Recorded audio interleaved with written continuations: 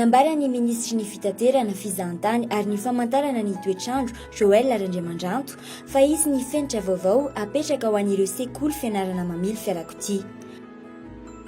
Tamin'ny herintaona efa nanomboka ny minisitry niona tamin'ireo association ny auto-école rehetra eto Madagasikara.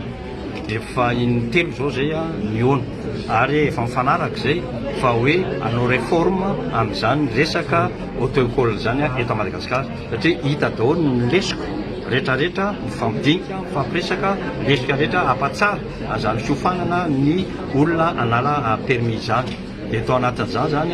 efa tapaka fa hoe voalohany indrindra aloha dia ny examen ana auto-école dia ho aova tanteraka tsy atao ohatran'ny amin'izao fotoana izao satria fieritreretana azy dia le système amin'izao fotoana izao dia mitarika makany amin'ny kolokolo ary misy ary indraindray rehefa mihaino ny sasany miresaka dia tena misy ary tsy makany amin'le examen akory dia manana permis zany rehetrarehetra zany sy maintsy ajanona ary amin'ity taona ity dia efa sy maintsy aovo zany izao fotoana izao dia sy maintsy minimum aloha 15 mètres carrés minimum 15 mètres carrés ny salle anaovana zany formation zany ary zany salle anaovana formation zany dia tsy mahazo mifangaro amin'ny réception na amina fonction hafa ao anatin'ilay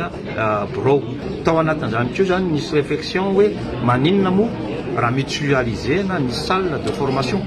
satria le salle de formation raha ohatra manao anankiray lehibe ianao fa tena climatisé manara-penitra misy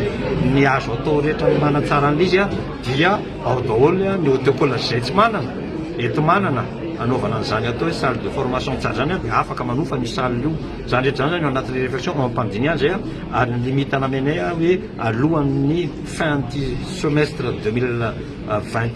dia efa misy décision ho raisina amin'izany hoe réforme ny auto-école zany eto Madagasikara. Manoloana izany misy ireo Sekoly Fianarana Mamily Fiarakodia no manaiky ny ametrahana io Fenitra Vaovao io. Antoka hiary ihany koa izany ahafahana manara-maso akaiky ireto farany.